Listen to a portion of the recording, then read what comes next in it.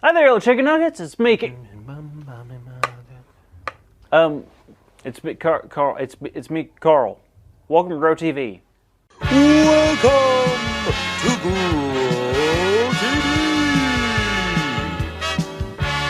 hosted by Carl, where we have fun with our friends, talk about Jesus, and go over everything the Bible has to offer.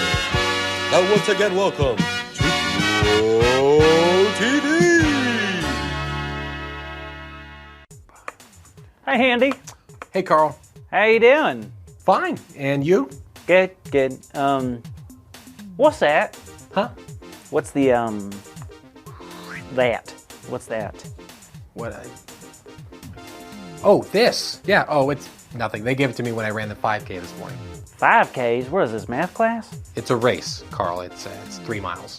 A 5K is 3 miles? I don't think you know what you're talking about, Andy. Plus, why don't you give me one? I want a trophy. Well, you have to do something in order to get one. I do stuff. Okay. I didn't mean it like that. I meant like a race or like a competition. Why do you want one so bad anyways? I don't know. It's cool. It makes you look important. I want to be cool and look important too. Oh, goodness, Carl. Okay. Are you ready For what? for this? Wah! Ah! Wah! Hey, what is this? Why am I small and why are you a giant? Am I dreaming? Ouch. I don't like this dream. Carl, you are not dreaming, okay? All right? I figured I'm going to take the lead on this one because you really need to hear the story of Nehemiah. Me a who with a whaty? Nehemiah. He was a cupbearer a long time ago back in the Old Testament times. What's a cupbearer? Is that what they call when a grizzly drinks the second half of your coffee? No. It was a job. Nehemiah worked for the king of Persia.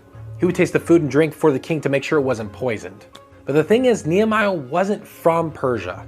He was from Jerusalem. Like his fellow Israelites, all of them were brought over to live in this new land when their land was taken over by other kingdoms. Oh, that's awful. Yep, and one day he got even more terrible news. Oh no, what was it? He was told that his hometown of Jerusalem was in really bad shape. These people had turned their backs on God, and the city walls even had been torn down and ruined. Well, that's a bummer. How'd that make Nehemiah feel? Not good at all. It crushed him to know that the place he loves the most was unprotected and hurting.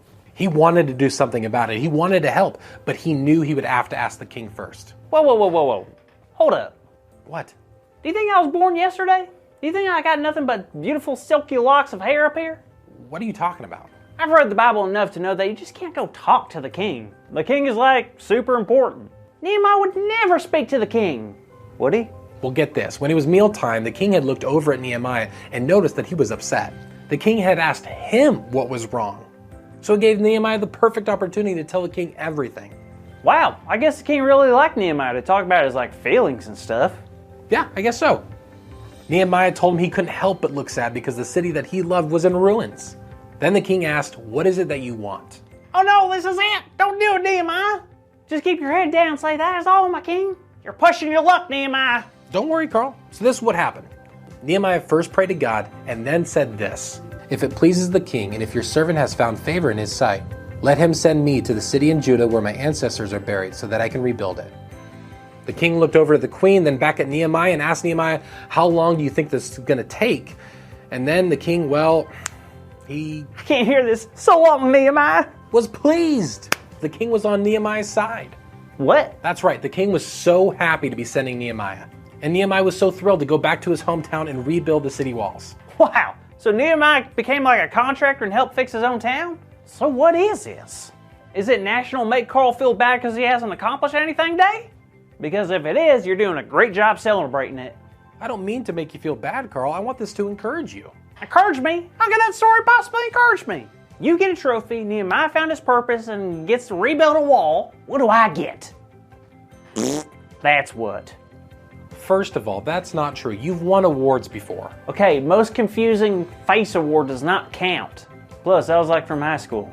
Wait, weren't you homeschooled? Is there another point you're trying to make, Andy? Sorry, I think you're missing the point. God knew the desires of Nehemiah's heart. It was to go back and restore the city that meant so much to him, to help heal a broken community.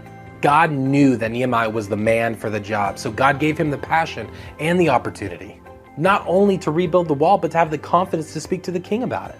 So even though Nehemiah was valuable to the king let him go back to his hometown And Nehemiah was valuable to God for this reason too? Well, yes, but Nehemiah wasn't valuable to God because he had a job to do.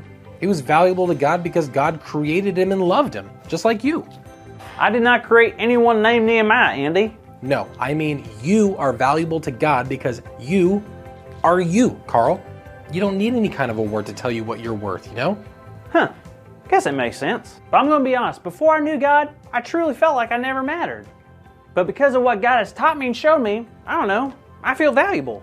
I'm starting to imagine what God had in mind for my gifts and personality. Like yesterday, my neighbor asked me to help organize his sweater collection. I was like, oh, wow, I really do have something to offer to others. And my mama told me how much she loves me, and I bet she loves people because God values and loves her too. That is so good to hear, Carl, and that's exactly what I hoped you would hear in the story. Yep, thanks for sharing. Can I hold your trophy now? Nope. Ah, bummer.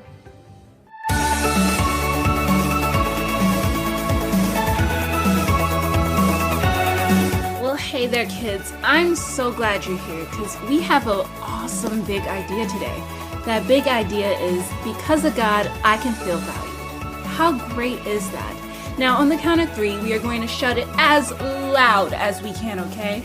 Ready? 1, 2, 3. Because of God, I can feel valued. Perfect. Wonderful job, everyone. Now, I appreciate you watching Grow TV this week, and I hope you come back and see us next time, all right? Perfect. See you later.